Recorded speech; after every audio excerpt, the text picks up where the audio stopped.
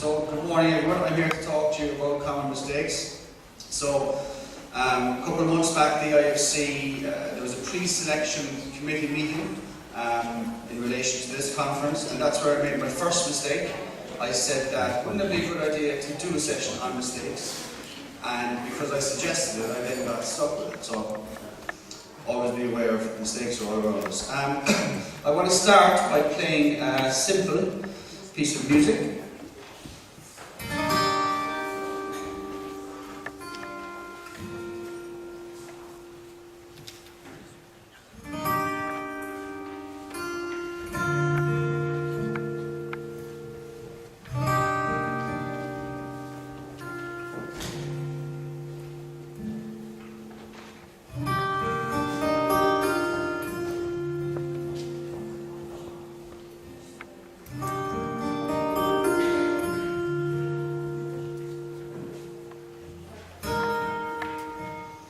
Okay, so give me some words to describe that piece of music in one word. Give me an emotion. Huh? Sad. Contemplative. Contemplative. Lonely. Lonely. Anything else? Carry the mood. Carry the mood. Sentimental. Okay. So, I guess the reason I'm playing that is that we have already formed an opinion on that. We've already formed an opinion on what the piece of music is, what it says to us, and in some ways that's a mistake. I'll come back to it later. It's a mistake because at all times as feature makers, I would say you need to be open to possibility. And when you make definite decisions very early on, you close off possibilities. That's a common mistake. Okay, so I'm going to try and whittle through very quickly the overall process. So where do we find stories for features? Where do we find stories for documentaries? It's a common misperception that there are only certain areas where you find stories. You find stories everywhere. Every day, every hour, everything you do, everything you engage with, there are stories there. So it's always about being open to the story. How do you choose your ideas and why do you choose your ideas and what are the mistakes you make when choosing your ideas? Well, the biggest one is if you don't care about it, no one else is going to care about it either. So oftentimes people choose ideas because they think their editor wants to hear that idea. They think their audience is interested in it.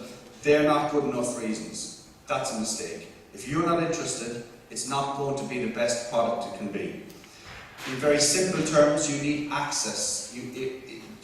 Irrespective of the story, you need to get as close to the heart of it as possible. If you can't get close to the heart of it, it is then you're heading in the direction of a mistake because you will not be able to tell the story as best you could. So you need access, you need characters, you need scenes, you need action to bring the story alive.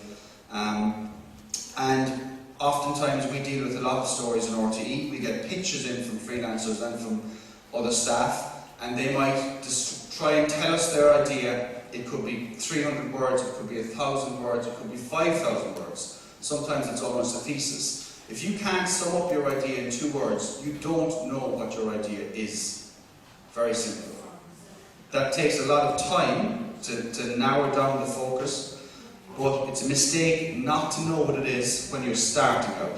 The other thing about ideas that is a common mistake, especially again amongst freelance community, is that in some way, if you share your idea, you're giving it away to somebody.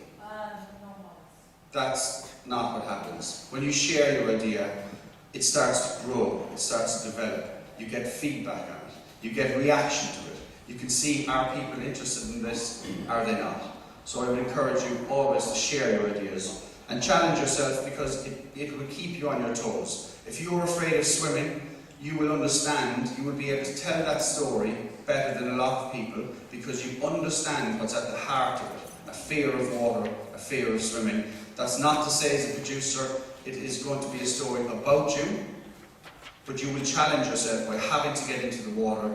It will bring a very different layer and understanding to the story. Research, I'm not going to spend too much time in it, but on a personal level, very simple reason for research is to ensure you have the story. So you have a thought, you've read an article, whatever it is. You do some research to ensure that you know a story is there, but you don't over-research your idea. If you over-research your idea, you start to kill it off. Why do you start to kill it off? Because if I know your name is Paddy, I will never ask you what your name is. You need to take the listener through the story as you go through the story. So as you find out, they find out. That makes things a much more enjoyable, a much more curious listen.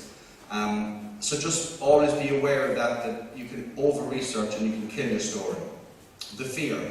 The fear, it doesn't matter how old, how long you've been making radio documentaries, we all have a fear of bad recordings.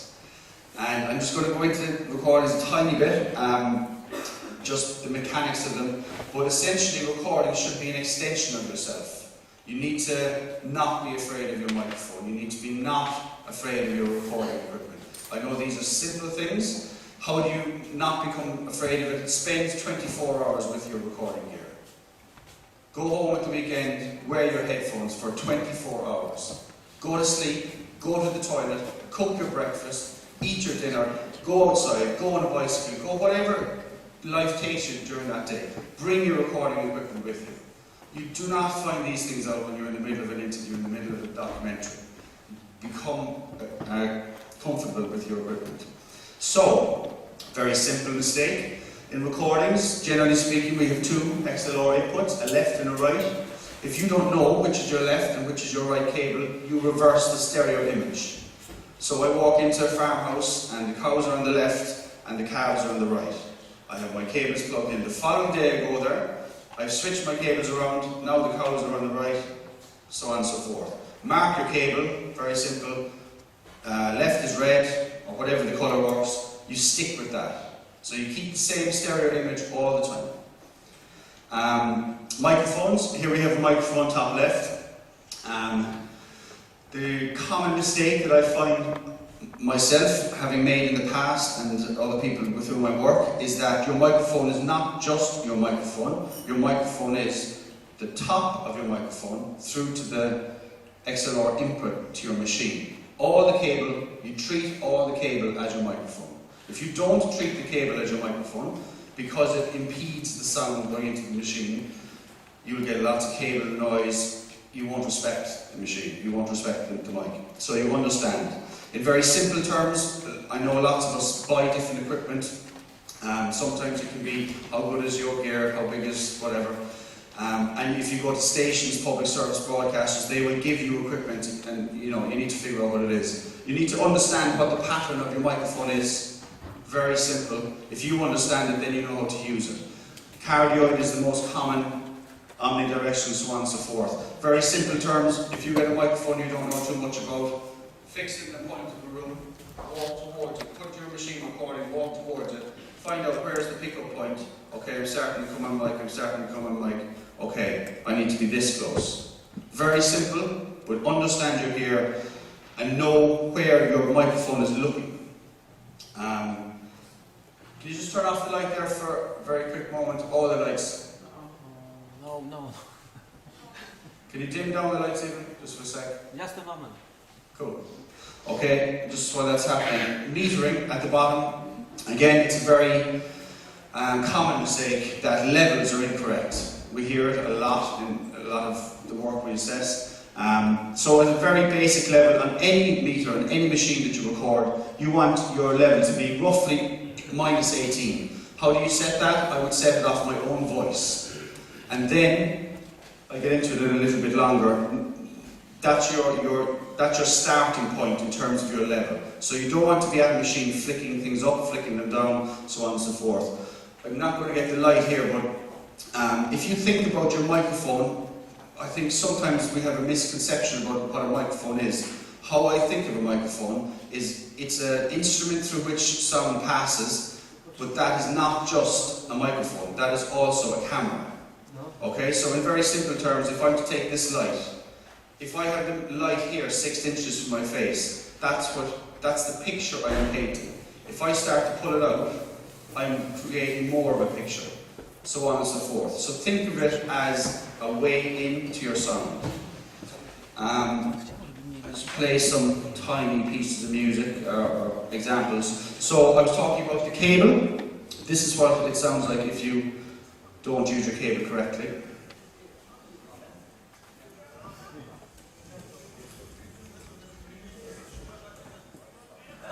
So this is bumping around with the mic.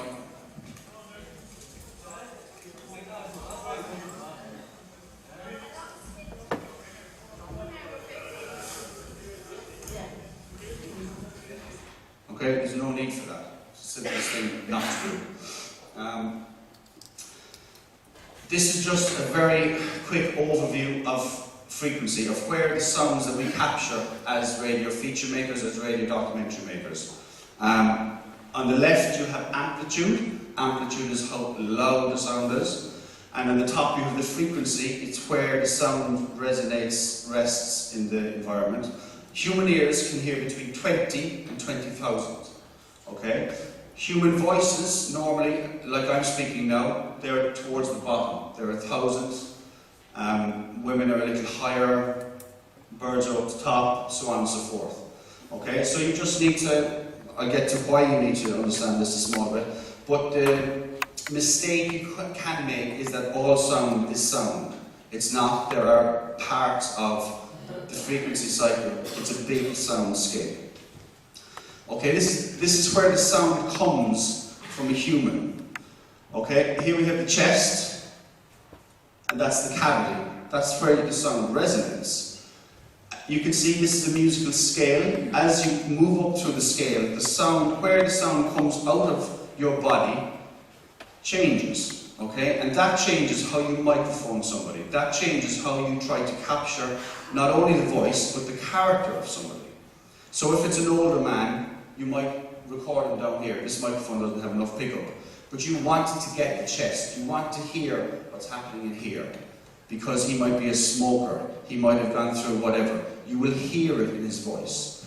If you want to do a child or a woman, you might have to come closer. You might have to move the microphone around.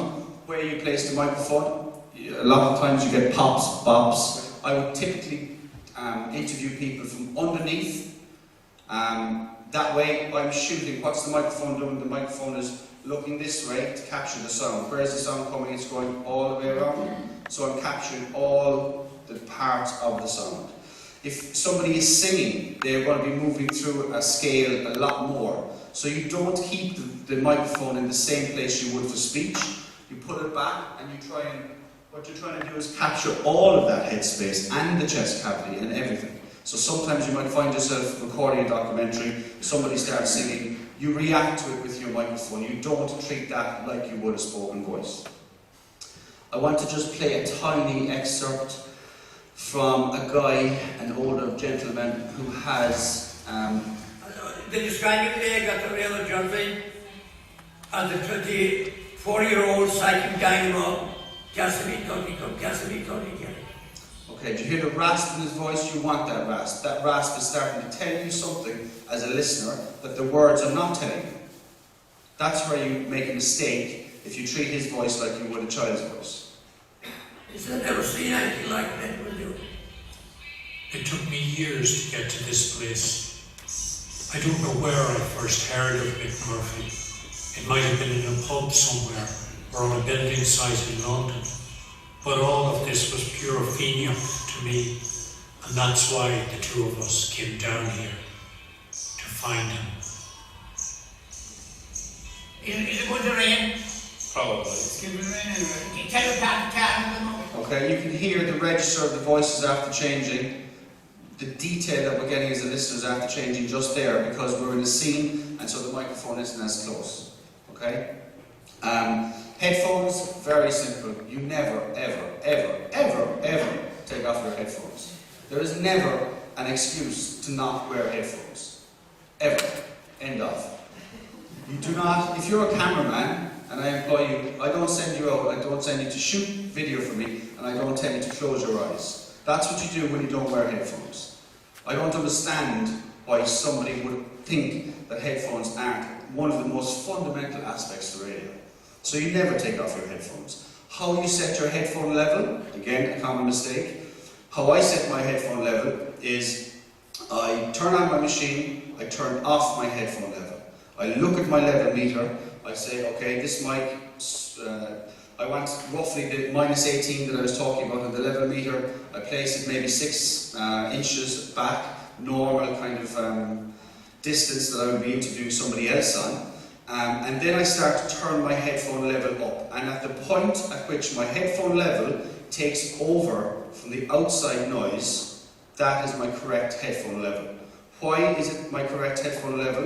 Because at that point, my headphones are now hearing what my microphone is hearing. So the root of the sound into your head is microphone, machine, headphones, ear, brain. If you don't have them on the same level, then you're not hearing what your machine is hearing. What often happens is that people have a weak recording level and they turn up the headphones so they can hear it. But that is not what the tape is hearing, and thus that is not what the listener will hear. Here is an example of what is a low recording. So somebody turned their headphones up, they thought it was nice in their ear, but it wasn't nice on tape. So when you go back to studio, what you have to do, you have to catch the levels and you have to pull them up. When you pull up levels, you pull up the good sound, but you also pull up the shit sound. And overall, that compromises your overall sound. Have you any facilities? Have you had stuff in the memory stick to print stuff out? Yeah, Jim was going to answer that. The software you have is 2008, 2009, whatever, like easier dates. That's your way of trying to print out the. Okay, so there's lots of sound there, but we're not getting any real physical shape in it. Because the person was in the recording environment, they can lip read, they can see the sound, they make all these associations. That's not what the listener can do. The listener can only hear the story through the microphone. So that's why you need to view the world through your headphones. Okay? When I'm going to meet somebody, if I arrange for an interview, I will only ever meet them with my headphones on, with my recording on. If I say I arrange to meet someone at 10 o'clock tomorrow morning, I'll drive to wherever it is. In the car, before I get out, I will set my headphone level, I will set my microphone level. I will put the machine on, I will press record, I will see the red light, I will see the numbers moving. I have all that done. If there's a problem, I will address it there and then. Then I will get out and I'll walk up to the door, whoever it is. It doesn't matter who it is, what the environment, if it's the Prime Minister, if it's the local garbage man. It's irrespective, same process every time. What you don't want is you don't want to arrive into somebody who's sitting down waiting for you, and you start the interview and you say, stop, I can't hear this, and then you want to get, no, stop. What message is that saying to your interviewee? To me it's saying, I don't really know what I'm at, I didn't take enough time or care or attention to sort this out before I met you. As an interviewee, I'm thinking, does this guy really know what he's at? I'm not going to give him as much information. And in any interview process, what you're trying to do is you're trying to hoover up and suck up as much information as possible. Okay? Interviews. Common mistakes. There are 2 types of spoken words. One is a conversation and 2 is an interview. They are very different things. I think of conversations as the moments where I warm people up. So you don't go into a gym and you don't start running at, get on the treadmill and start running very fast immediately. You warm up. It's the same thing in an interview. Oftentimes in what we do, we're going to meet people who have very big stories to tell, sometimes very sad.